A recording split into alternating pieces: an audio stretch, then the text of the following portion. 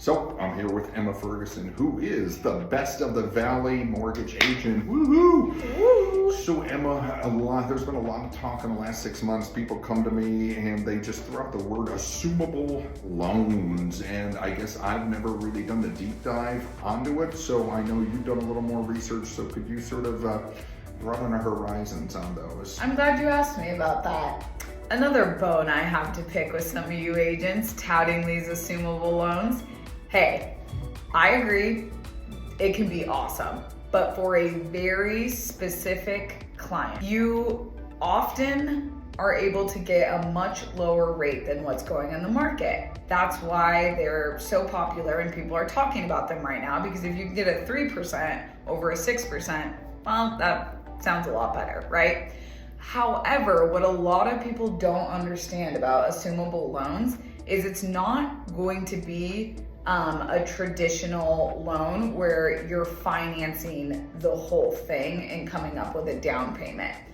If you assume a loan for $300,000 and the property's value is $500,000, that extra equity that seller has gained in that house, they're not just gonna lose it. You have to come up with the difference. So an assumable loan, of course, not all of them are gonna be a $200,000 difference. So the buyer, if somebody mentions assumable loans to them, they just really need to come to you and they just sort of need to do the deep dive and say, all right, Emma, run the numbers for me. What does this look like on the house that I'm putting an offer in on? Would I owe $150,000, $200,000, $500,000, $5,000 or whatever it is? They need to know that up front before you start that process. Right, exactly. Just, so you know exactly what you're getting yourself into. What is the loan you are acquiring? What is the difference in funds you're gonna have to come up with for that seller?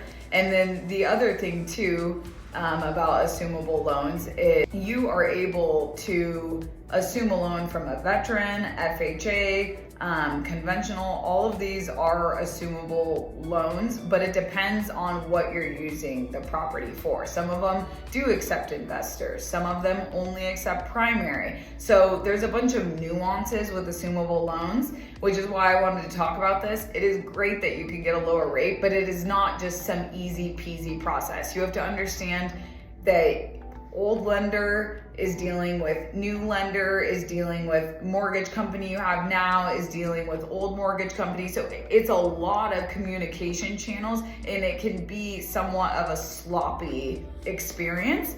And they are very timely. That's the last thing I'll say is it's not like a normal loan that can close in 30 to 45 days. Sometimes they take like up to 90 days or longer. So yeah, and I think you and I have mentioned this in other videos that a lot of times clients come to us and they've sort of heard a catchphrase about the mortgage industry or the real estate industry. They're like, oh, this sounds great. And it's like, yeah, it is great. But as you explained, sometimes these programs or these deals are only applicable to a select few. So you really still do need to speak with a professional. Just don't go by what you read on the internet. So she's Emma with Forward Loans. Call her if you have questions about it. Don't call me about assumable loans. I guarantee you don't want my answers. yeah, don't call David.